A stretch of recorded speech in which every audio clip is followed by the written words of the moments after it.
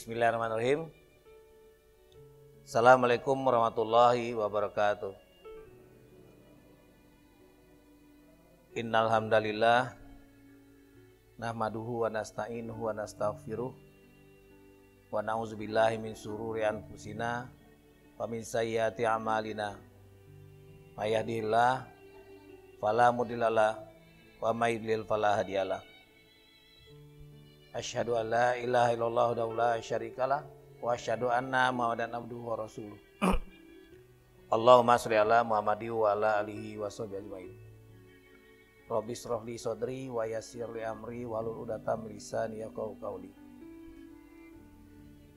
Syukur alhamdulillah tersampaikan karya Allah Ta'ala pada hari ini, hari Ahad, bertepatan dengan 27 Rabiul Awal 1444 Hijriah. Kita diizinkan Allah untuk watawasau bil haq watawasau bis sabr. Karena ini masih bulan Rabiul Awal, saya mengambil topik tentang Rasul. Walaupun 2 pekan yang lalu ya Pak Habib ya, Pak Nofrizal panjang lebar membahas tentang Rasul. Kembali kita lihat dengan sisi yang lain. Sama-sama kita lafazkan basmalah. Bismillahirrahmanirrahim. Saya senang mengasih latar belakang ini karena 3 tahun terakhir ini laga saro wong nak pergi ke tanah suci. Pak Amidi nunggu sampai tahun ketiga dia baru berangkat dari jadwal yang sudah ditentukan. Sementara kalau kita daftar sekarang ya Pak Tawi ya, rasanya di Palembang ini 15-20 tahun yang akan datang. Sehingga memang terakhir saya dengar di kawan-kawan orang larinya ke umroh. Umroh itu ramai sekali sekarang. Mudah-mudahan kita yang sudah pernah ke tanah suci diizinkan Allah untuk datang lagi, entah untuk berhaji atau untuk umroh. Amin ya rabbal alamin. Bapak Ibu sekalian, pertanyaan yang mendasar. Rindu nggak kita dengan Rasulullah? Suatu waktu Rasulullah sedang bersama sahabat. Tiba-tiba beliau bertanya kepada sahabat, "Wahai sahabatku, menurut kalian siapa orang yang paling sempurna imannya?" Mulailah para sahabat nebak, apakah para malaikat ya Rasul? Kalau malaikat pasti beriman karena dia menjadi utusan Allah untuk menyampaikan risalah-risalah Allah kepada para nabi. Para nabi memang mendapatkan tugas untuk menyampaikan risalah Allah. Nah, kemudian para sahabat ngajuk, apakah kami ya Rasulullah? Rasul katakan, kalian beriman karena kalian bertemu dengan aku. Jadi iman kalian belum sempurna. Penasaranlah para sahabat, lantas siapakah yang paling sempurna imannya ya Rasulullah? Rasul tertunduk, terus ketika mengangkat muka, Rasul ngomong dengan suara yang bergetar. Kalian sahabatku, kalian mendengar dan melihat contoh dari sunnahku. Wajar kalau kalian beriman. Tapi nanti, di akhir zaman nanti, kata Rasulullah, akan ada sekelompok umatku, kata Rasulullah, ya mereka tidak pernah dengar suara aku. Mereka tidak pernah melihat aku beramal. Mereka tidak pernah melihat contoh bagaimana Al-Quran itu diimplementasikan. Tapi cinta mereka kepada aku melebihi cinta kalian kepada aku. Dan aku merindukan mereka. Saudara-saudaraku. Nangis para sahabat. Karena mereka yang berhadapan dengan Rasul dikatakan cuma sahabat. Sementara mudah-mudahan kita-kita yang hadir di ruangan ini, setelah keluarga kita, keturunan kita, itu adalah orang yang Rasul katakan dirindukan oleh Rasulullah SAW. Aku ingin menemani mereka melangkah menuju surganya Allah. Nah, Rasul rindu dengan kita. Pertanyaannya, kita rindu nggak dengan Rasul? Mungkin mulut kita mengatakan iya. Bahkan Pak Taufik Ismail mengarang satu lagu yang dinyanyikan oleh Bimbo yang menyatakan kerinduan itu.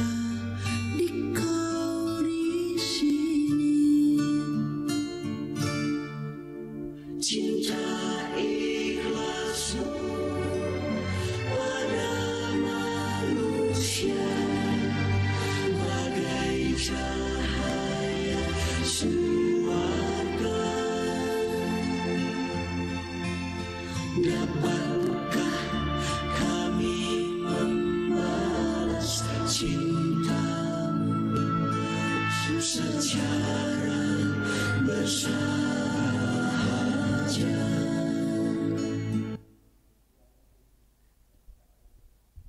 Lagu ini dinyanyikan oleh Bimbo pertama kali tahun 1975. Saya jelek-jelek gini mah, punya darah seni, juga ikut bermain musik dan menyanyi. Dulu biasa-biasa lagu ini. Tapi kalau sekarang dinyanyikan, terbit juga banyak mata. Pertama mungkin karena umur ya, karena kita udah tua. Kalau udah tua ini memang mah ngomong, ingatan pada kematian itu lebih menonjol. Kita katakan diri cinta dengan Rasul, tapi sudah nggak kita bertanya kepada diri kita sendiri, benar nggak cinta kita kepada Rasulullah itu? Jangan-jangan hanya di mulut saja. Kenapa? Karena maaf Bapak Ibu sekalian, di masyarakat kita, itu kalau bicara tentang Rasul, maaf nian Bapak Ibu sekalian, ngomongnya itu agak ke kiri. Hari Kamis malam, grup-grup WA sibuk ngomong, nah ngapa sepi nian grup kita ini? Lagi melaksanakan sunnah Rasul. Kita yang mencoba mengkaji Al-Quran, mencoba mengkaji sunnah Rasulullah, sedih sebetulnya. Kok Rasul dikaitkan dengan hal yang begitu? Termasuk juga maaf beberapa di antara kita tidak menyalahkan lah Bapak Ibu sekalian ya. Ada yang mungkin punya istri lebih daripada satu, terus mengatakan bahwa itu sunnah Rasul. Sementara mau ngomong sepengetahuan saya, Rasulullah itu kan dikatakan dalam Al-Quran, laqad kana lakum fi Rasulillahi uswatun hasanah. Sesungguhnya pada diri Rasul itu terdapat contoh yang baik, teladan yang baik. Rasul tidak pernah menduakan Siti Khadijah. Rasul tidak pernah menduakan Siti Khadijah. Walaupun memang setelah hijrah, Rasul diperintahkan Allah untuk melaksanakan beberapa pernikahan. Dan dalam catatan saya, 11 dari 12 istri Rasulullah itu janda. Memang masyarakat kita banyak yang memakai surat An-Nisa ayat 3 untuk pembenaran beristri lebih daripada satu itu. Di kemarin kebetulan saya dengan kelompok kawan-kawan alumni SMA 1 Bukit Tinggi mengkaji tafsir Ibnu Katsir. Itu ternyata surat An-Nisa ayat 3 itu esensinya sebetulnya adalah orang menikah lagi itu untuk menyelamatkan anak yatim. Loh, kalau anak yatim artinya apa? Yang dinikahi itu jando. Bukan yang masih gadis. Maaf, kita bukan nyalahkan ya kalau orang-orang berani melakukan itu tanggung jawab pada Allah. Karena di surah An-Nisa ayat 129 Allah mempertegas, sesungguhnya kamu tidak akan bisa berlaku adil meskipun kamu ingin.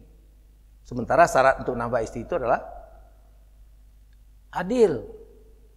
Nah itu satu. Yang kedua, yang saya bilang tadi, sunnah malam Jumat. Kok itu yang disebutkan? Yang saya aneh, orang yang mengaku beragama Islam justru mengolok-olok kalimat sunnah Rasul. Boleh jadi mungkin karena sempitnya ilmu pengetahuan agama, karena sempitnya tentang pemahaman tentang hadis Rasul. Betapa banyak di mana-mana sekarang yang mengatakan sunnah Rasul seperti tadi. Masya Allah, ini miris buat kita, sedih buat kita. Rasul yang seharusnya diagungkan oleh kita, tapi dilecehkan oleh umat Islam sendiri. Bagaimana tidak dilecehkan? Sunnah Rasul yang begitu agung, hukum taklifi nomor 2 setelah kita dengan Al-Quran, sunnah Rasul yang kedua. Kenapa sunnah Rasul diidentikan dengan berhubungan badan suami istri? Ini yang sangat salah. Seolah-olah kalau menyebut seperti itu, Nabi itu seolah-olah disebutnya doyan kawin, doyan berhubungan badan. Ke situ kan larinya. Itu penghinaan, itu pelecehan kepada diri Rasulullah dan juga kepada sunnah Rasul. Ini ada di masyarakat kita itu ibu sekalian, masih sampai sekarang. Nah kita bertanggung jawab untuk meluruskan itu. Karena maaf, hubungan seorang suami dengan istri dalam Al-Quran dikatakan, istrimu adalah sawah ladang. Jadi kapan saja sebetulnya. Dan masing-masing suami istri punya metode dan isyarat tertentu yang hanya mereka berdua yang tahu. Tidak usah nak nunggu malam Jumat nih ya. Nah jadi Bapak Ibu sekalian, terkait dengan kelahiran Rasulullah tanggal 12 Rabiul Awal di tahun gajah itu, kita bukan merayakan sebetulnya, kita mengambil hikmah, mencari momennya. Karena mau ngomong banyak di antara kita yang sebetulnya sangat sedikit pengetahuannya tentang Rasulullah. Tak kenal maka tak sayang maka tak cinta. Bagaimana mungkin kita merindukan Rasul, kita nggak kenal sosok Rasul itu. Orang Yahudi dan Nasrani memang sengaja mengangkat itu. Termasuk Rasul menikahi Siti Aisyah. Oh Rasulullah kamu tuh pedofil. Karena yang dinikahi itu anak-anak. Padahal kalau dipelajari, ternyata Rasulullah dengan Siti Aisyah itu baru serumah setelah sekian tahun yang akan datang. Bukan pada saat berumur 9 tahun itu. Nah Bapak Ibu sekalian, mengapa kita memang harus merindukan Rasulullah? Dalam Al-Quran Allah mengatakan Rasulullah itu, Nabi Muhammad itu ditunjuk sebagai utusan Allah. Makanya syahadat kita adalah asyhadu an la ilaha illallah wa asyhadu anna Muhammad Rasulullah. Bukan Nabi yang lain. Di surah Al-Fat ayat 29 Allah mengatakan itu. Muhammadur Rasulullah. Dan Nabi Muhammad bukanlah bapak dari seorang laki-laki di antara para sahabat, tapi dia adalah Rasul dan khataman nabiyyin, penutup nabi-nabi. Makanya kalau ada yang mengaku nabi belakangan, itu nabi palsu. Di Indonesia berapa kok itu nabi-nabi palsu. Pernah juga Al-Qiyadah itu, siapa nama bapak itu? Termasuk Lia Eden juga mengatakan dia dapat risalah dari Allah. Tapi Al-Quran mengatakan enggak. Rasul itu adalah nabi yang terakhir. Umat nabi-nabi sebelumnya itu kalau berbuat salah itu dikenakan musibah. Umat Nabi Nuh dengan banjirnya umat Nabi Lut dengan kasus LGBT-nya, kaum Samud dengan hujan batu dan seterusnya. Nah, sedangkan umat Islam yang terakhir itu belum dapat azab itu. Kenapa? Itu akan diselesaikan nanti di hari kiamat.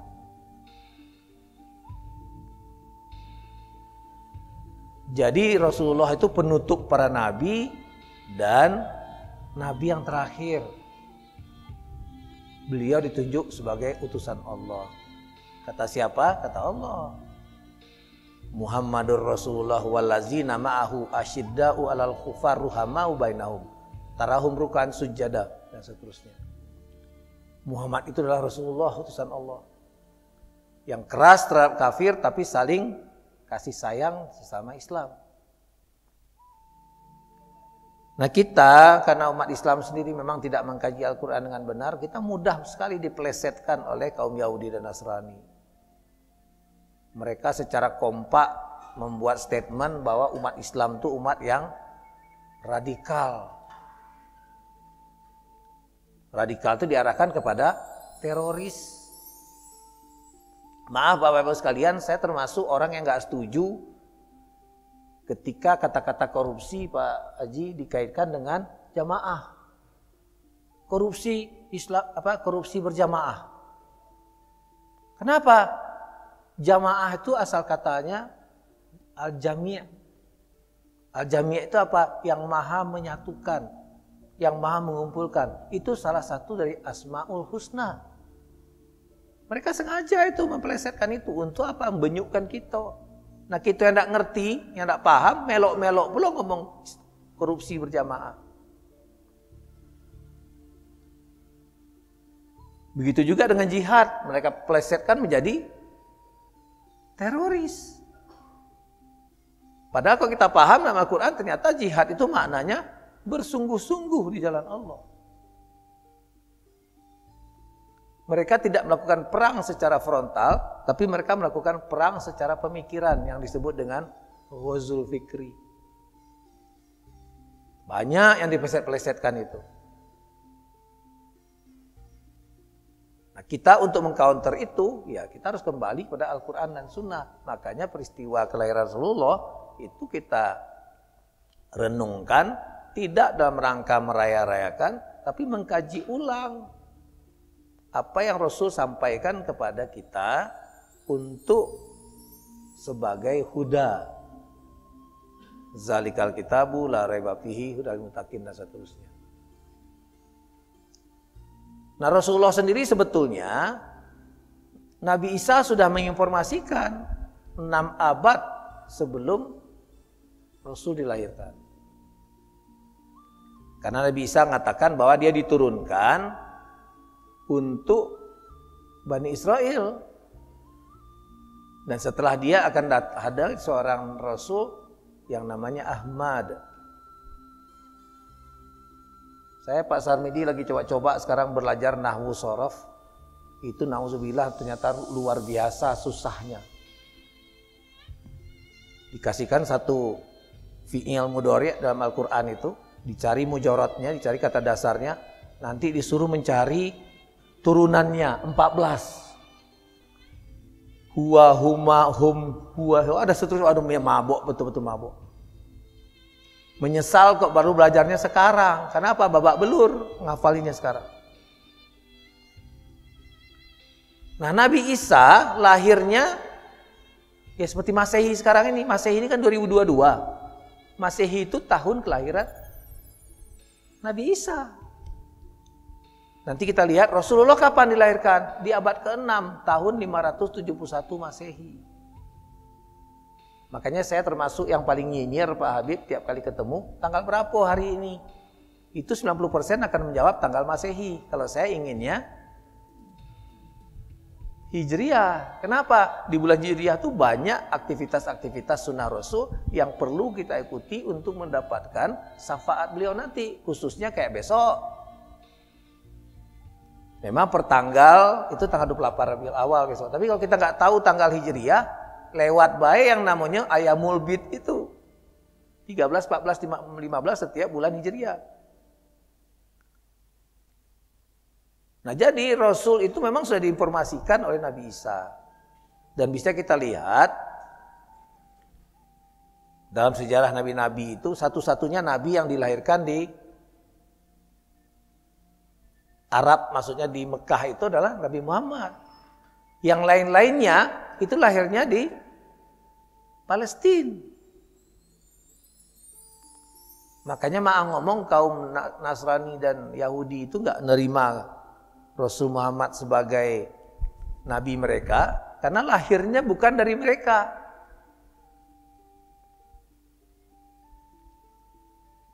Makanya Ma'ang ngomong, Bapak Ibu sekalian, mari kita sama-sama juga mengkoreksi. Selalu dikatakan Nabi Muhammad itu keturunan dari Nabi Ismail. Nabi Ismail keturunan dari Siti Hajar. Siti Hajar itu wanita kulit hitam yang berkulit seperti pantat kuali. Ternyata enggak. Sama seperti kalau kita ngomong orang Aceh, Bapak Ibu sekalian. Ternyata orang Aceh itu, kalau orang Malaysia mengatakan Aceh itu kependekan dari 4. Arab, Cina, Eropa, Hindustan. Jadi kalau kita ketemu dengan orang Aceh yang keturunan dari Eropa, matanya biru. Cantik-cantik. Tapi kalau ketemu dengan yang Hindustan ya Pak Rudi, maaf, itu sama seperti Pak Haji Abdul Razak, kulitnya hitam. Tapi yang gagah pakai brengos itu orang keturunan Arab. Ada orang Aceh itu yang matanya sipit, keturunan Cina. Ternyata Siti Hajar juga begitu. Bukan seperti yang selalu dikatakan oleh orang Yahudi itu, keturunan dari Ethiopia, kulitnya hitam legam. Saya tanya sama Pak Adi Hidayat, dia bilang justru Siti Hajar itu keturunan raja-raja yang dihadiahkan oleh Raja Mesir kepada Nabi Ibrahim ketika Ibrahim sama Sarah setelah dipanggang di api unggun selamat itu kan larinya ke Mesir. Saat awalnya Nabi Ibrahim ngaku Siti Sarah itu adalah adiknya. Naksirlah rajo ini kapan dilamar uji kalau bahasa gitu. Maaf lur, ini bini aku. Bini awak rupanya ya. Akulah naksir nian. Nah, karena kalau terlanjur tertarik dengan kalian, kita ngangkat saudara. Ngangkat saudara itu dengan hadiah seorang budak yang namanya Siti Hajar itu. Tapi itu cantik nian. Sama seperti Siti Sarah sendiri. Nah, kembali ke sini. Orang Yahudi dan Nasrani itu kata Al-Quran kenal dengan Rasul. Karena dalam kitab Taurat sama Injil itu mungkin sudah disebut-sebut juga kedatangan Nabi terakhir ini. Tapi mereka nggak terima. Karena apa? Tidak keturunan mereka. Jadi pertempuran antara Yahudi dan Nasrani dengan Islam itu Pak Rudi sampai itu sebetulnya mereka nggak terima masa keturunan itu. Mereka pengennya Rasul itu dari mereka. Sehingga dibikin juga lah cerita Nabi Isa lahirnya di kandang kambing gitu ya, di musim dingin. Kalau Al-Quran kita pelajari dalam surat Maryam itu ternyata ketika Siti Maryam kelaparan itu disuruh Allah untuk goyang-goyang pohon korma. Pohon korma tidak pernah berbuah di musim dingin. Nah kita harus tahu yang gitu-gitu. Agar kita tidak dilecehkan mereka. Di surat 17 ayat 36 Allah mengatakan wala takfu ma laisa laka bihi ilmun. Jangan kamu berbuat sesuatu tanpa ilmu. Nah, ilmu itu di mana? Sumber ilmu adalah Al-Qur'an. Mereka kenal dengan Muhammad itu. Nanti ada video klipnya yang disampaikan oleh Pak Haikal Hasan. Orang Yahudi sini ngakui bahwa sebetulnya agama yang diturunkan Allah ke muka bumi ini seluruhnya adalah Islam. Sejak Nabi Adam dulu. Tapi mereka nggak terima karena ya nggak turunan langsung dari mereka. Makanya kalau Bapak dan Ibu sekalian membaca tafsir Al-Fatihah, Pak Fahri Bey nggak salah yang ngarangnya, atau B. Arifin lupa saya. Kan dalam Al-Fatihah kan kita setelah mengatakan ihdinas siratal mustaqim, siratal ladzina an'amta alaihim ghairil maghdubi alaihim waladhdallin. Jalan orang yang kau beri nikmat, bukan jalan orang yang kau murkai dan bukan jalan orang yang sesat. Yang dimurkai ini yang mana? Sebagian ulama tafsir mengatakan itu Yahudi. Tidak mau mengakui kenabian kerasulan Muhammad. Makanya maaf Bapak Ibu sekalian, mungkin ada di beberapa masjid kita, itu kalau imam membaca surat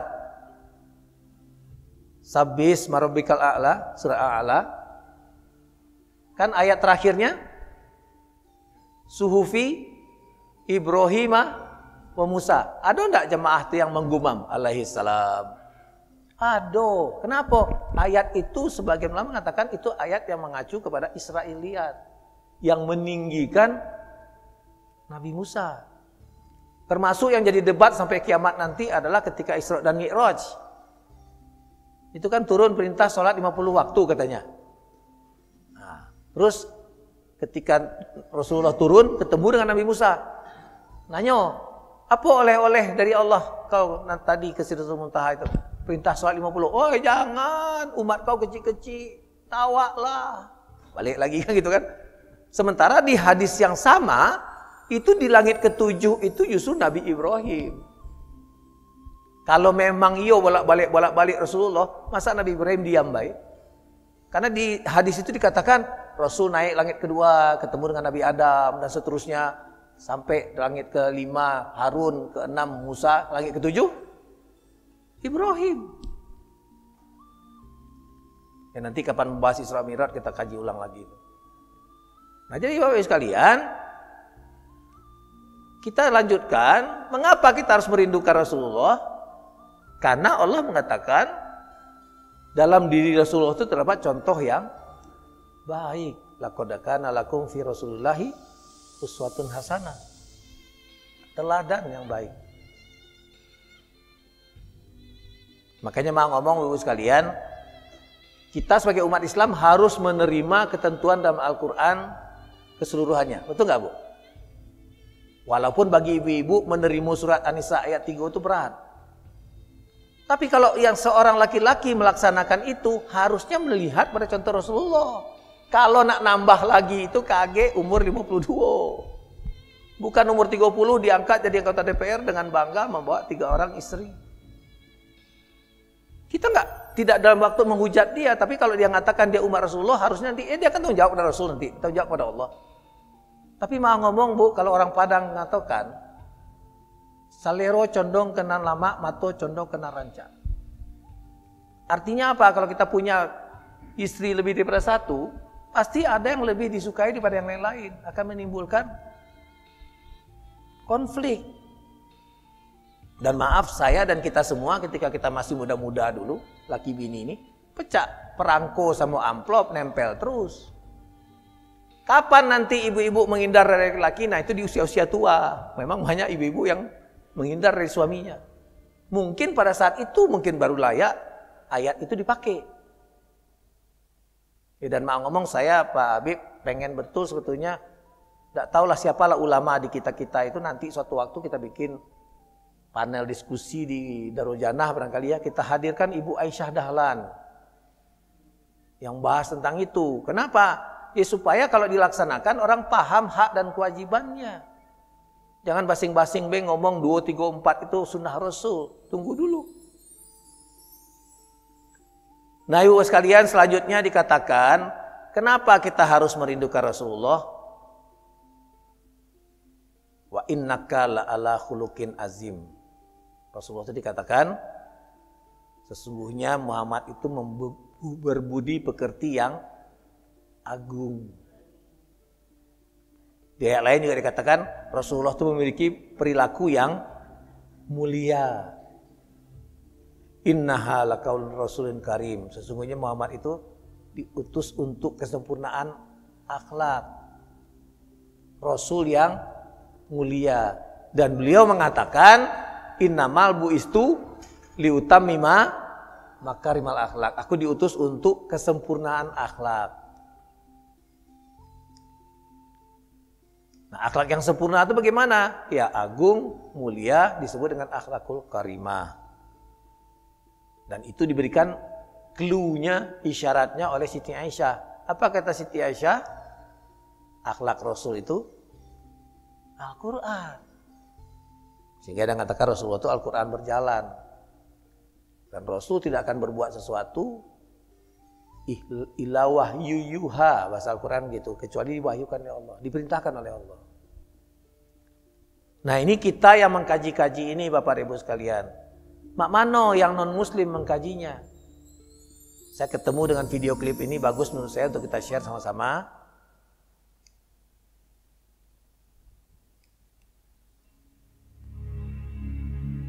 Michael Hart, pengarang buku 100 orang yang paling berpengaruh di dunia, menempatkan Nabi Muhammad SAW di peringkat 1 dalam bukunya. Dia membutuhkan waktu 28 tahun penelitian untuk menyelesaikan bukunya tersebut. Pada saat dia mempresentasikan bukunya di London, dia dicemooh, diejek dan diinterupsi. Mereka mempertanyakan kenapa menempatkan Nabi besar Muhammad sebagai orang yang paling berpengaruh di dunia di peringkat 1. Michael Hart menjawab, Nabi Muhammad berdiri tegak sendirian di Mekah pada tahun 611 dan menyatakan ke semua orang di sana saat itu, "Aku adalah Nabi dan utusan Allah." Hanya 4 orang yang percaya pada beliau saat itu, sahabatnya, istrinya, dan 2 orang anak kecil.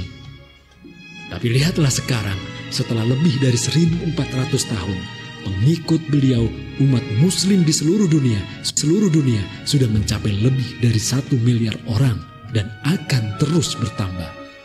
Jadi Nabi Muhammad jelaslah bukan pembohong, karena kebohongan tidak akan pernah bertahan setelah lebih dari 1400 tahun. Dan Anda tidak akan pernah mampu membohongi 1 miliar manusia. Cobalah renungkan, setelah semua yang terjadi selama ini, ratusan juta umat muslim ini tidak pernah ragu untuk mengorbankan jiwa raga mereka jika ada yang coba menodai nama baik Nabi mereka yang tercinta tersebut. Setelah itu, yang ada hanya keheningan yang mencekam dan lama di auditorium tersebut.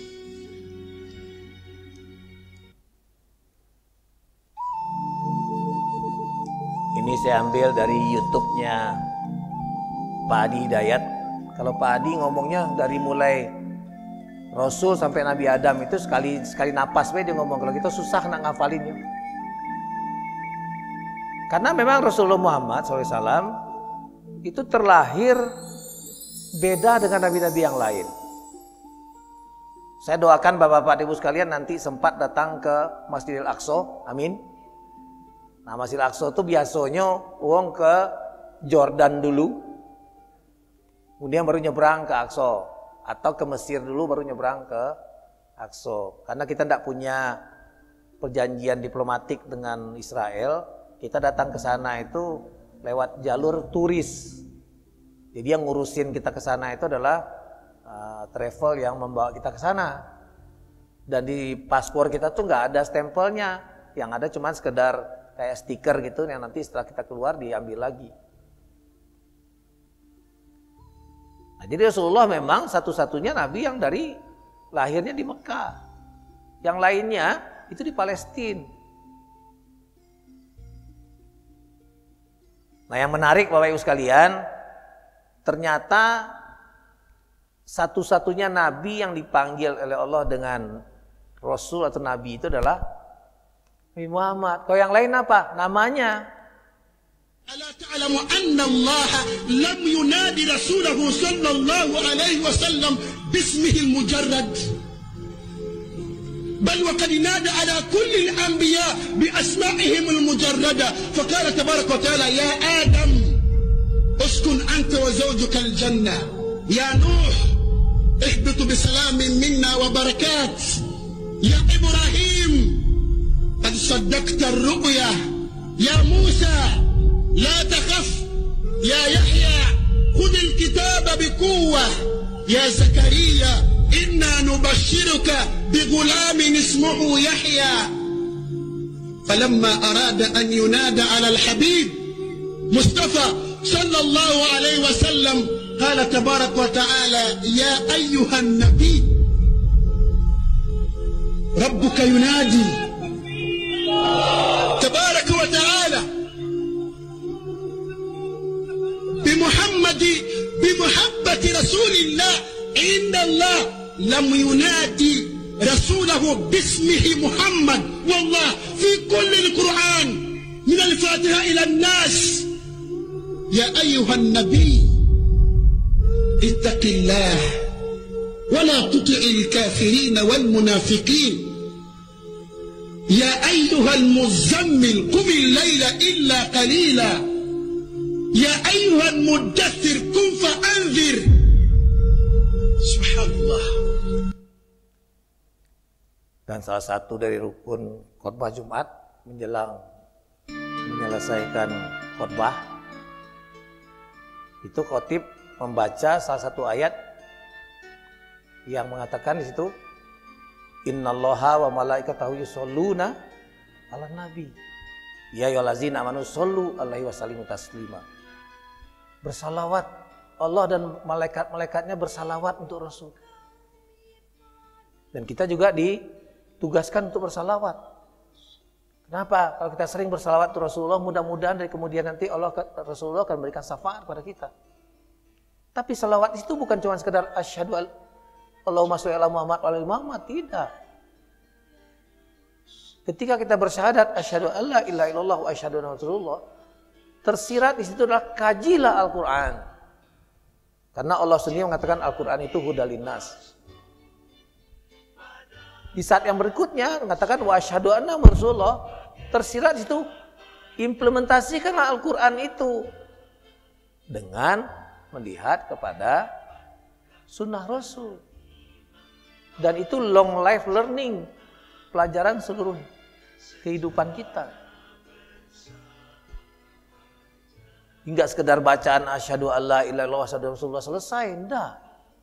Konsekuensinya kaji Al-Qur'an, lihat prakteknya Rasulullah. Karena itu tugas kita untuk senantiasa menyempurnakan.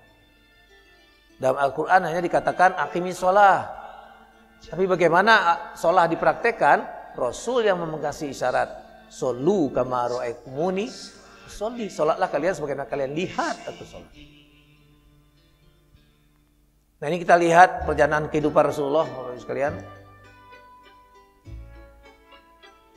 Sekarang ini kan kalau dikatakan berapa umur Rasulullah?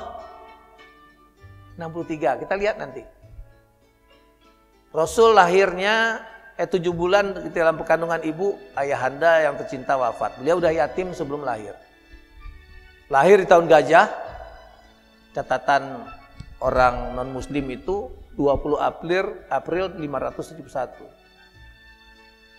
Yang jelas di catatan kaum muslimin 12 Rabiul Awal 13 tahun sebelum hijrah. Disusukan pertama oleh ibunya, kemudian oleh Suwaibah, terakhir oleh Halimatus Sa'diyah. Sampai berusia 5 tahun. Kemudian diserahkan kepada ibunya. Dipelihara 1 tahun, ibunya juga meninggal. Jadi usia 6 tahun Rasul sudah yatim piatu. Dipelihara oleh kakeknya, 2 tahun kemudian kakeknya juga meninggal. Sehingga beliau dipelihara oleh pamannya. Nah, usia 12 tahun beliau diajak berdagang sampai ke negeri Syam. Ketemulah dengan pendeta Bukhairah. Pendeta ini yang ngasih tahu sama Abu Thalib. Kamu ditanya, kalau bahasa Palembang barangkali alangkah ganteng anak awak ini ya. Dia ngaku anak kan. Tapi kemudian Bukhairah karena sudah membaca dalam Injil yang asli, dia mengatakan bahwa anak itu yatim piatu. Dan mengatakan anak ini sudah ditunggu-tunggu oleh kaum Yahudi dan Nasrani. Kalau bawa ke Sam, kakek dibunuh. Baliklah. Kenapa Abu Hurairah bisa mengatakan gitu? Konon kabarnya dalam perjalanan Rasulullah itu selalu dilindungi oleh awan.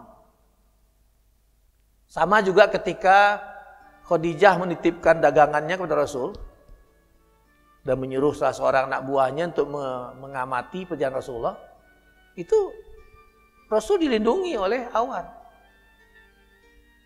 Dan ketika beliau seperti anak muda pengen melihat, kalau bahasa kita mungkin ada organ tunggal gitu ya, beliau pengen nonton. Nah, ketika beliau datang ke dekat tempat itu, beliau ditidurkan Allah. Dan ketika bangun, acara telah selesai.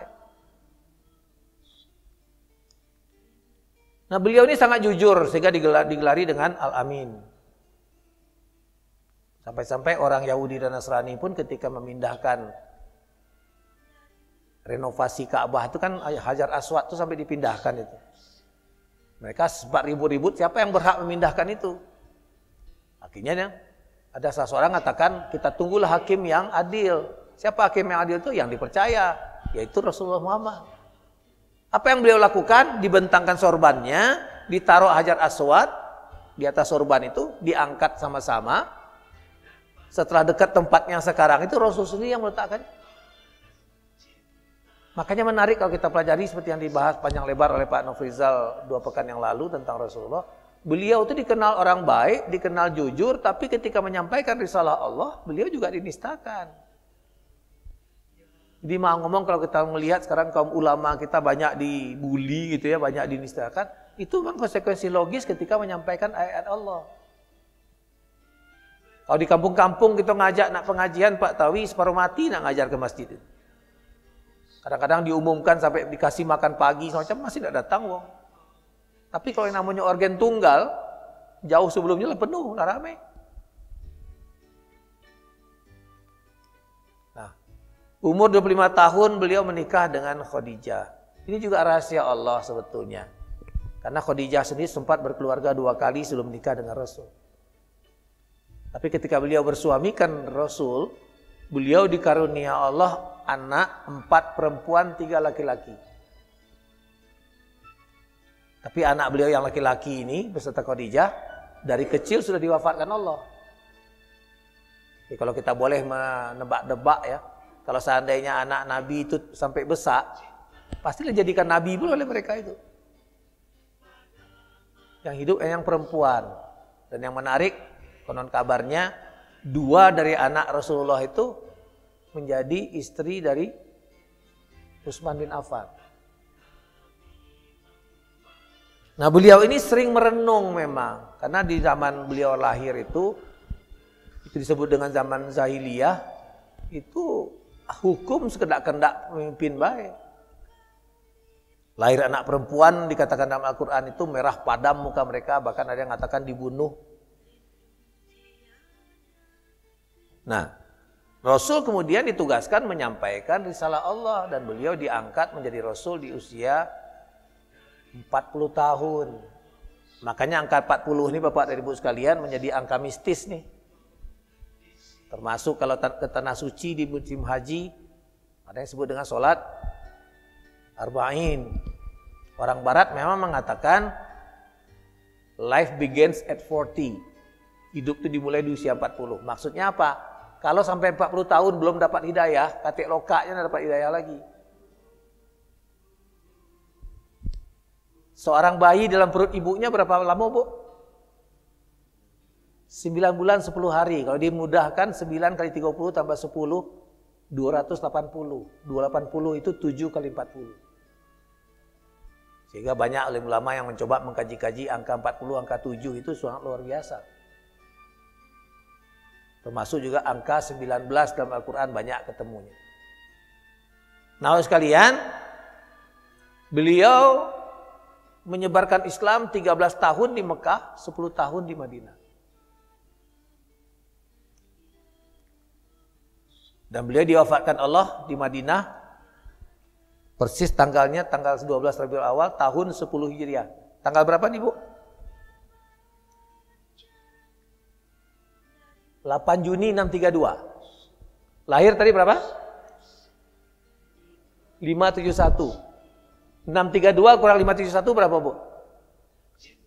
61. Loh, ngapa diomongkan selalu 63? Pencatatannya Hijriah. Makanya Bapak dan Ibu yang seusia dengan saya, itu tiap 30 tahun itu nambah setahun. Karena tahun Komariah, tahunnya Hijriah ini dibandingkan dengan tahun Masehi, berbedanya 11/4 setiap tahun. Jadi 30 tahun, 30 kali 11/4, 1 tahun. Jadi saya pribadi secara ini kalau hitungan Hijriah, Masehi umur saya 62 mau 63, tapi kalau Hijriah sudah 64 mau 65.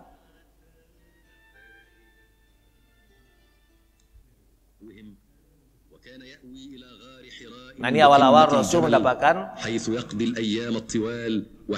wahyu. حتى نزل عليه جبريل الأمين بأول آية من الذكر الحكيم.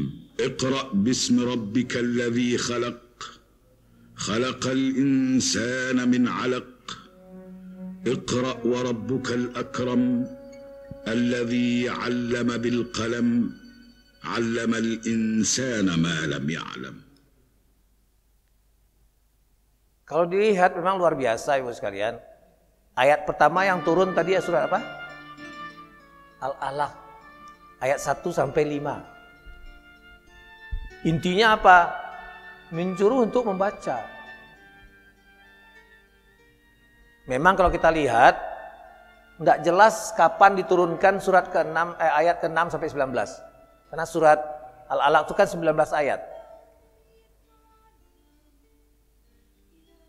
Tapi disebutkan yang pertama diterima oleh Rasulullah itulah surat Al-Alaq ayat 1 sampai 5. Baca.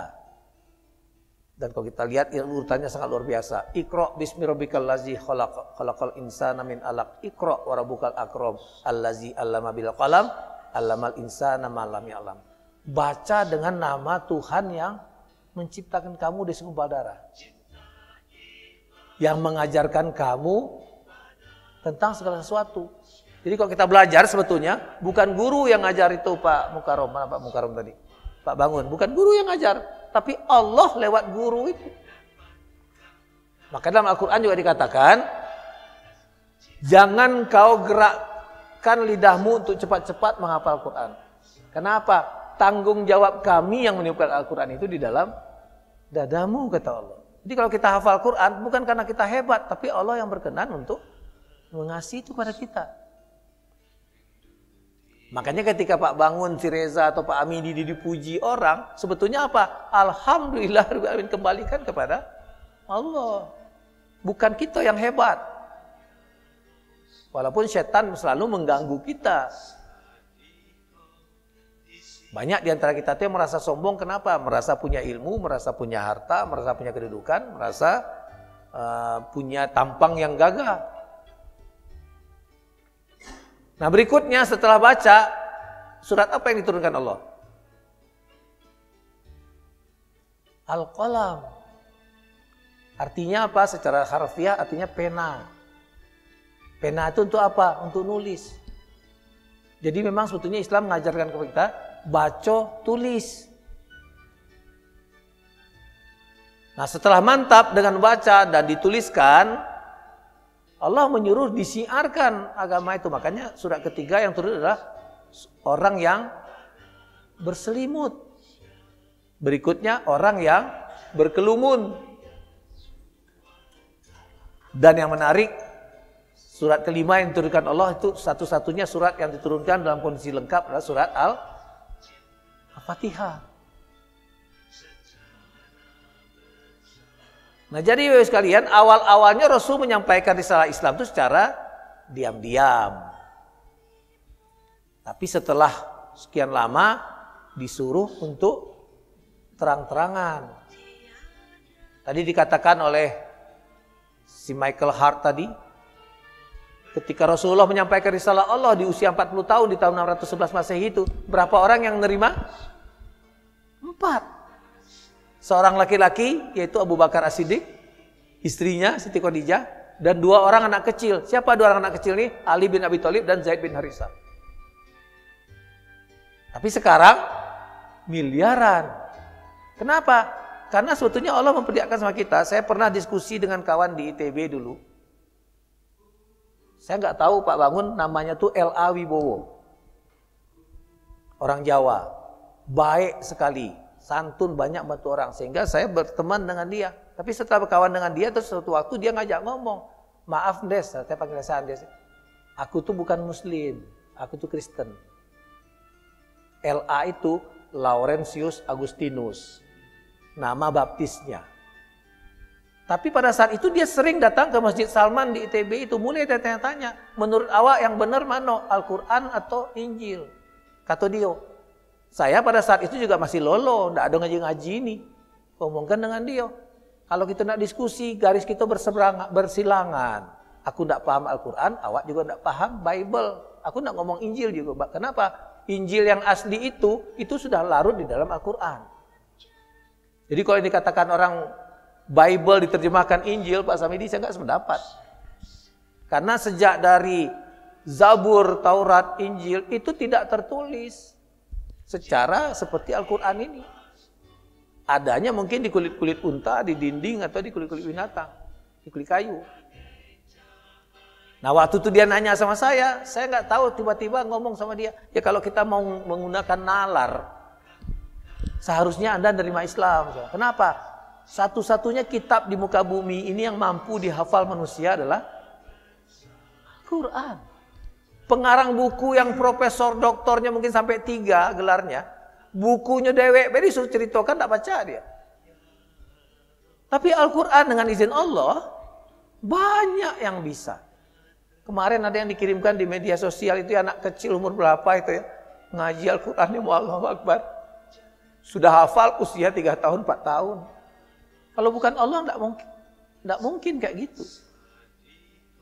Si Naja itu yang dimana di Lombok itu yang cerebral palsy, yang jalan memeni harus lagi kursi roda, dibacakan siko ayat, dia pacak ngomong ayat berapa, surat berapa, halaman berapa, di mana posisinya, seperti yang Pak Adi Hidayat praktekkan itu. Enggak masuk akal kalau bukan izin Allah. Nah, jadi memang Rasul ketika menyampaikan itu dikenal sebagai orang yang jujur, tapi tetap saja dilecehkan. Sampai akhirnya disuruh terang-terangan. Awalnya kan diam-diaman. We are coming out of the darkness. Hear well the word of God. Hear well the messenger of God. There are no other gods but God. Dalam Al-Quran dikatakan Allahu waliyul lazina kafar minaz zulumati ila nur. Dipindahkan, digerakkan Allah dari kegelapan mencahaya terang. Nah, ketika Rasul sudah menyampaikan secara terang-terangan, Rasul diserang. Walaupun di awal-awal kerasulan mereka masih segan, karena di belakang Rasul ada Abu Thalib, ada Siti Khadijah. Itu 2 bangsawan Quraisy yang sangat terkenal. Tapi Rasul aman, para sahabat saro. Are coming out to foul our gods and dethrone religion. Don't let them reach the Kaaba. Throw them back. Defend your God.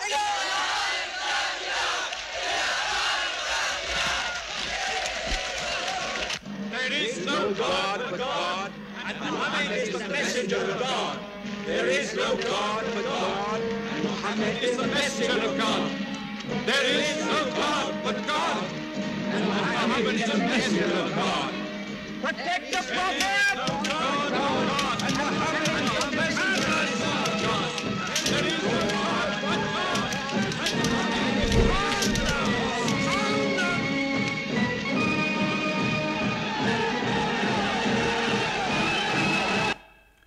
Jadi memang ternyata menyampaikan risalah Allah, Rasul susah sekali. Sampai jalan keras tidak bisa, mereka mencoba mendekati Abu Thalib. Kata kaum Quraisy sama Abu Thalib, tolong katakan kepada Muhammad, ponakan kamu itu, hentikan dakwahnya. Nah saat itu Abu Thalib mikir, kalau enggak mungkin Rasulullah akan dibunuh seperti yang lain-lain. Dipanggillah Nabi Muhammad. Dikatakan kaum Quraisy datang sama kamu, sama saya, menyuruh kamu menghentikan dakwah. Ketika itu Rasul menganggap Abu Thalib tidak membela dia lagi. Dia nangis berbalik. Keluar kata-katanya, Paman, demi Allah, sekiranya mereka meletakkan matahari di tangan kananku, rembulan di tangan kiriku agar aku menghentikan dakwah ini, aku tidak akan lakukan itu. Tapi Abu Thalib mengatakan, mereka harus melangkahi mayatku dulu, nak, untuk bisa menggeser kau. Makanya ketika Abu Thalib meninggal, tidak dalam keadaan Islam. Rasulullah itu nangis nian. Dalam tanda petik protes kepada Allah. Silakan nanti Bapak dan Ibu cek nanti di surat 28 ayat 56. Surah Al-Qasas ayat 56. Ketika Rasul protes kepada Allah, dijawab oleh Allah. Sesungguhnya Muhammad, engkau tidak bisa memberi hidayah kepada orang yang engkau cintai. Karena hidayah itu adalah hak Allah. Nah, tidak pacak dengan cara gini, mereka pakai lagi cara yang lain. Apa? Cara kompromi. Muhammad, hari ini kami melok kau. Tapi besok kau melok kami. Rasul pada saat itu dalam tanda petik ini sebagai manusia biasa sudah berpikir ini satu jalan kompromi. Tapi Allah yang menjawab itu. Turun ayat Al-Kafirun. Kuliah ayat Al-Kafirun. La a'budu ma ta'budun dan seterusnya. Kami tidak akan menyembah, aku tidak akan menyembah apa yang kamu sembah. Dan kamu tidak akan menyembah apa yang aku sembah. Bagimu agamamu dan bagiku agama. Dan ini yang sampai sekarang juga masih dipakai oleh Yahudi dan Nasrani untuk mengganggu kita. Mereka pengen merubah terminologi kafir. Makanya Pak Abdul Somad sambil main-main dan tanda petik juga mengatakan, mak mana aku nak ngerubah kafir itu dengan non-muslim. Karena ada surah Al-Kafirun. Itu kalimat dari Allah. Dan kata-kata kafir itu sebetulnya mungkin bahasa, kalau bahasa Inggris mungkin di cover itu ya, tertutup. Tapi mereka sengaja itu seolah kafir itu satu kalimat yang jelek sekali. Mereka pengen ngerubah itu. Nah Bapak Ibu sekalian, Rasul berdakwah selama 23 tahun. 13 tahun di Mekah, 10 tahun di Madinah. Dan peristiwa hijrahnya dikatakan dalam Al-Quran, yukhrijuhum minaz-zulumati ilan nur. Rasul itu berhijrah dari kegelapan pada cahaya terang. Bagi Bapak dan Ibu yang sudah diizinkan Allah datang ke Tanah Suci, memang bisa melihat bedanya perilaku antara orang Mekah dengan Madinah. Kalau di Mekah itu Pak Media ngomong kenceng-kenceng, cak nak bergoco. Di Madinah wongnya santun. Hawa pun di Madinah lebih sejuk dibandingkan dengan di Mekah. Nah ini saat terakhir Rasul menyampaikan khotbah di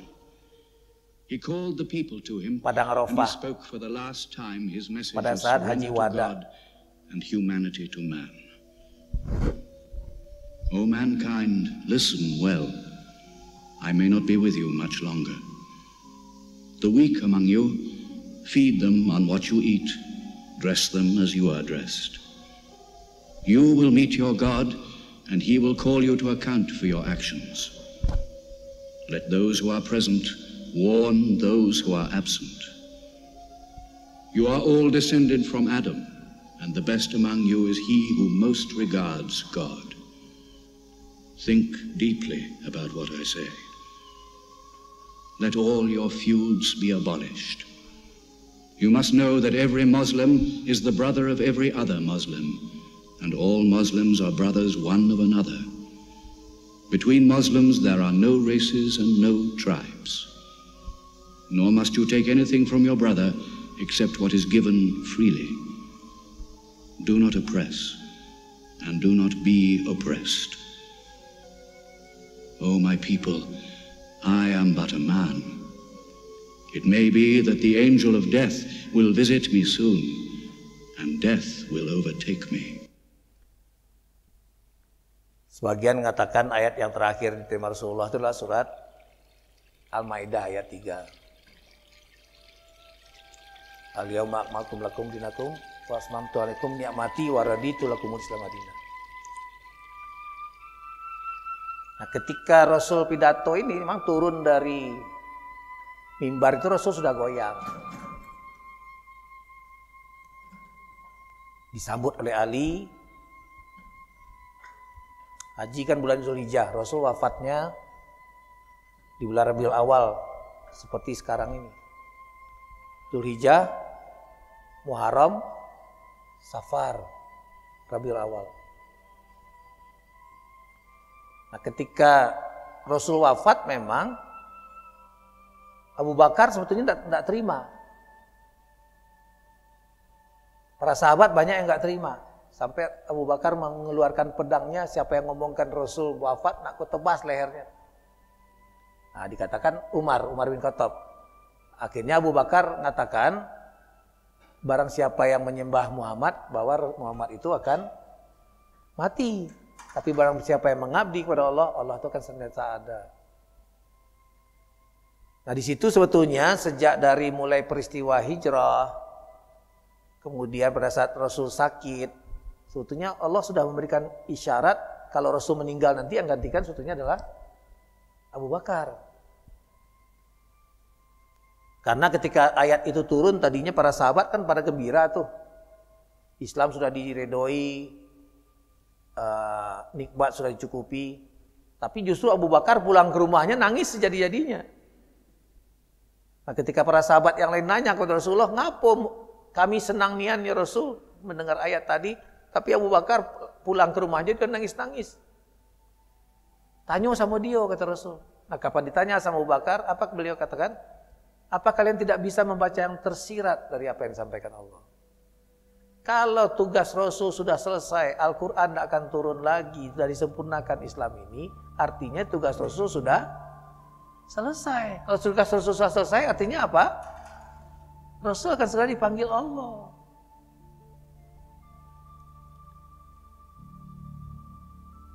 Makanya kelihatannya memang Abu Bakar diberikan Allah sedikit kelebihan daripada sahabat-sahabat yang lain. Makanya wajar kalau setelah Rasul meninggal, yang ditunjuk sebagai khalifah itu adalah Abu Bakar. Nah, saya cepatkan saja karena waktu.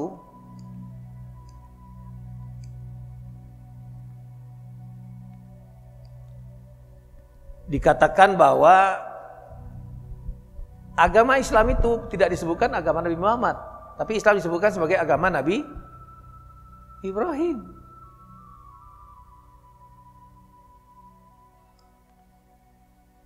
Kemudian Islam itu membenarkan yang sebelum-sebelumnya.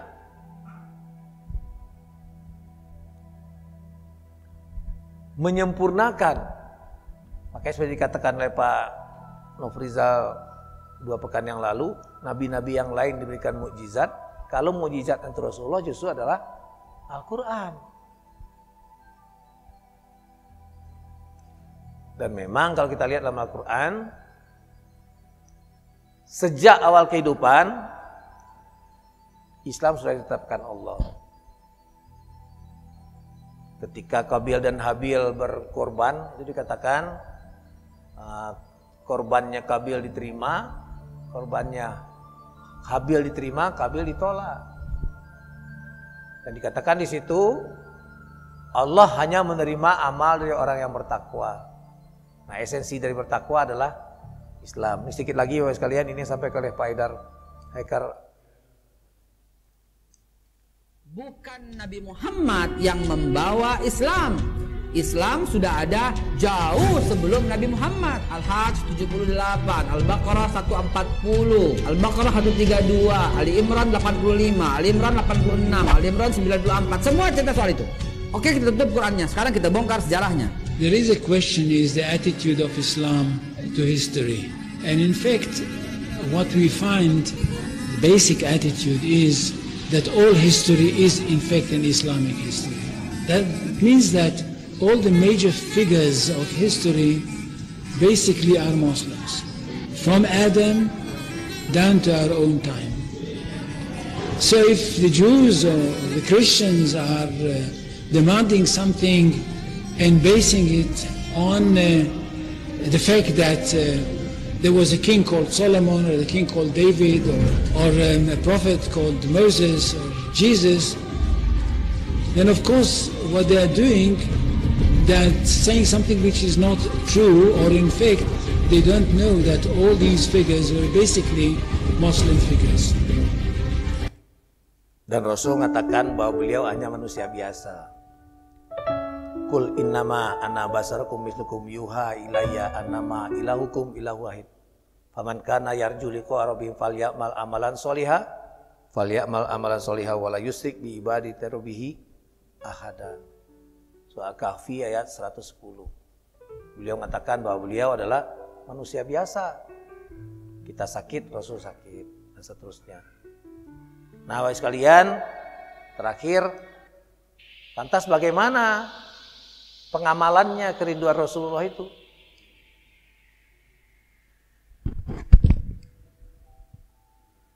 Dalam kehidupan kita sehari-hari.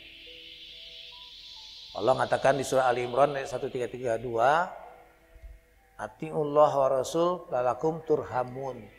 Taatilah Allah dan Rasul agar kamu mendapat rahmat. Jadi saya dan kita semua memang harus mengkaji betul Al-Quran dengan benar, seperti yang sekarang kita udah coba-coba lakukan. Mudah-mudahan pekan depan ada ini ya Pak Bangun ya. Ada Al-Quran lagi belum? Oh, karena belum tanggal baru ya. Nah, itu kita lakukan pengkajian memang sebetulnya tidak hanya sekedar baca. Kemarin panjang lebar juga dibahas oleh Pak Juwono. Yang kita lakukan dengan mengkaji Al-Quran itu sebetulnya adalah mencoba memahami. Di Al-Baqarah 269 Allah dengan tegas mengatakan,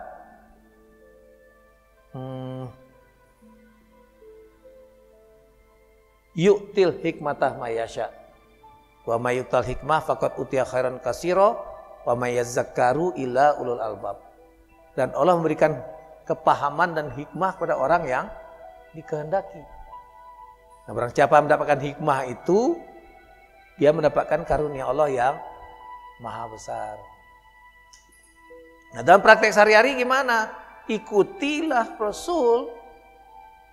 Karena kata Siti Aisyah, Rasulullah adalah akhlak Rasul adalah Al-Quran. Dan Rasul berpesan memang, taraktu fikum amroini ma in tamasakum bihima lan tadilu abada, kitabullah wa sunnatur Rasul. Pegang dua hal dari aku, kamu tidak akan tersesat selama-lamanya. Dua hal itulah Al-Quran dan sunnah. Dan saya dan kita semua sebetulnya harus continue melakukan itu. Ini yang sering kita bahas dengan Pak Beni dalam kajian hari Jumat pagi. Ya, Al-Quran itu dibaca, dipahami, diimplementasikan, disampaikan pada keluarga, disampaikan pada orang lain, dan diabadikan. Jadi saya dan kita semua memang sebetulnya harus melakukan kajian yang benar. Dalam Al-Quran memang dikatakan di surah Al-Baqarah 184 kalau tidak salah ya, Syahrul Ramadan allazi unzila fil Quran hudal linas wa bayyinatin minal huda wa furqan. Karena ternyata banyak ayat Al-Quran itu dijelaskan oleh ayat Al-Quran yang lain. Makanya nggak bisa kita menyimpulkan hanya satu-satu ayat saja.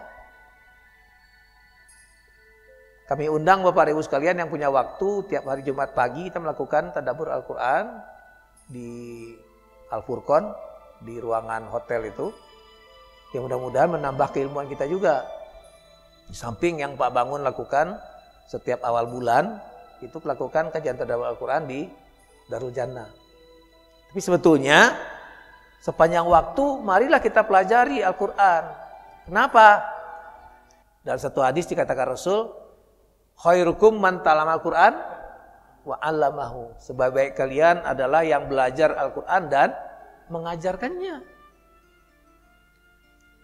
Mengajarkannya gimana? Walaupun satu ayat. Rasul mengatakan, balighu ani walau ayat. Jadi kalau kita mengimplementasikan kerinduan kepada Rasulullah, mari kita ikuti, pelajari Al-Quran, kita ikuti sunnah Rasulullah, kita amalkan sehari-hari dari mulai bangun pagi sampai tidur lagi. Karena seperti diskusi saya dengan kawan yang tadi itu, saya katakan tidak ada din, tidak ada agama yang selengkap Islam. Dari mulai bangun pagi sampai tidur lagi semua dituntun. Bangun, alhamdulillahillazi ahyana ba'da ma amatana wa nusur. Kita mau ke kamar mandi dituntun. Kalau kamar mandi itu karena dianggap kotor, kita dengan kaki kiri. Keluar dengan kaki kanan. Pakai pakaian dengan Doa, mau berangkat berdoa, keluar rumah berdoa, nak makan berdoa, nak berhubungan suami istri berdoa. Tidak ada agama lain yang seperti itu. Nah, mari kita pelajari sunnah Rasulullah dari mulai bangun pagi sampai tidur lagi. Jadi ya jangan ngomong sunnah Rasul seperti yang dikritik oleh Ibu Mama Dedeh tadi. Sunnah malam Jumat. Dan dengan di mana-mana radio, di mana-mana TV selalu keluar yang kayak gitu-gitu. Ngapo sepinian grup itu nih? Sedang sunnah Jumat. Kalau yang melakukan itu non muslim boleh-boleh saja, tapi jangan kita ikut-ikutan. Tapi mamano kita lah tuo, itu uji kita. Nah ini ada data umur 80 tahun ibu ini. Katanya baru mulai ngaji umur berapa, 77 atau berapa gitu ya. Umur 80 tahun di wisuda. Wisudanya tanggung-tanggung 30 juz. Kalau Allah berkehendak kan tidak mungkin. Tapi memang ada usaha dari kita. Mungkin banyak ibu-ibu yang kalau mendengarkan drakor itu baca berjam-jam. Tapi kalau ngaji Quran, karena memang kalau kita ngaji mudah nih ngantuk. Karena mungkin baru buka Quran, ta'awuz, auzubillahi minasyaitonir rajim, bismillahirrahmanirrahim, langsung ditiup-tiup oleh setan sehingga ngantuk. Nah itu harus dilawan. Nah kita berharap Bapak Ibu sekalian di hari kemudian nanti mendapatkan syafaat dari Rasulullah SAW. Nah ini kata Pak Somad terakhir nih. Nanti kalian akan minum dari telaga ini. Nabi naik ke atas mimbar, aku lihat ada telaga, kata Nabi. Ada telaga Haud dan kalian akan minum di sini. Siapa yang minum dari sana ya Rasulullah? Ikhwani, saudaraku akan minum dari sana. Kamikah itu ya Rasulullah? Iya. Antum ashabi, kalian sahabat. Kalian sahabat. Yang akan minum nanti di sini ikhwani. Siapa itu ya Rasulullah? Amanu bi walam yarawni. Mereka beriman kepadaku padahal tak pernah melihat aku. Mudah-mudahan kita termasuk di sana. Allahumma salli ala Sayyidina Muhammad. Sekali saja engkau berdoa ya Rasulullah, akan mati mereka semua. Kata Rasulullah, tidak. Doa itu aku simpan. Untuk siapa? Untuk kalian nanti di padang mahsyar. Aku simpan doa itu syafaatan li ummati. Dia pikirkan kita 14 abad yang lalu. Apa yang kita lakukan untuk agamanya ini? Apa yang sudah kita buat? Orang-orang kaya, tolonglah agama Allah ini. Kalian dirikan MDA. Tolong fakir miskin. Air mata tidak cukup untuk menolong agama Rasulullah SAW. Pemimpin-pemimpin, raja-raja, sultan-sultan, kalian semua akan mati menghadap Allah. Satu-satunya syafaat hanyalah syafaat Rasulullah SAW. Hadirin hadirat sekalian, kita semua insya Allah mendapat syafaat Nabi Muhammad SAW. Selesai itu Pak Bapak sekalian. Mudah-mudahan sedikit materi yang saya sampaikan ada manfaat bagi saya dan kita semua. Dan kita berharap kita diberikan Allah kemampuan untuk mengkaji Al-Quran dan mengimplementasikan isi Al-Quran sebagai contoh dari Rasulullah SAW. Sehingga kita termasuk hambanya yang nanti diakui dari Rasulullah sebagai hambanya dan mendapatkan syafaat dari kemudian nanti. Mudah-mudahan majelis kita diizinkan Allah nanti berkumpul bersama dalam surga yang dijanjikan Allah. Amin ya rabbal alamin. Mohon maaf kadang keliru, kepada Allah saya menampun. Wabillahi taufiq wa hidayah. Assalamualaikum warahmatullahi wabarakatuh. Assalamualaikum warahmatullahi wabarakatuh. Assalamualaikum warahmatullahi wabarakatuh. Assalamualaikum warahmatullahi wabarakatuh.